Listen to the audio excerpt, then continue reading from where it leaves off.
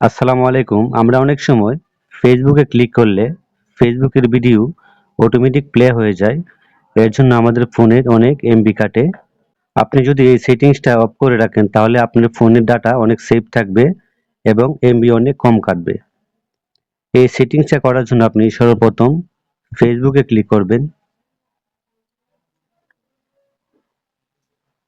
ফেসবুকে ক্লিক করার পরে উপর লেখা আছে থ্রি ডট, আপনি থ্রি ডটে ক্লিক করবেন। তারপর একটু নিচে যাবেন, নিচে লেখা সেটিং এন্ড প্রাইভেসি, এখানে ক্লিক করবেন। তারপর উপর লেখা সেটিংস, আপনি সেটিংসে ক্লিক করবেন।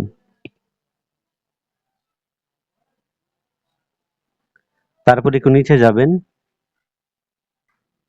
নিচে লেখা আছে মিডিয়া, মিডিয়াতে ক্লিক করবেন।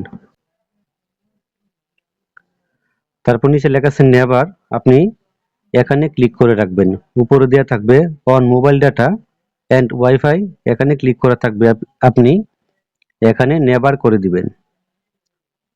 এখানে এটা ক্লিক করার পরে আপনার ভিডিও আর অটো প্লে হবে না এবং আপনার ডাটা অনেক সেভ থাকবে।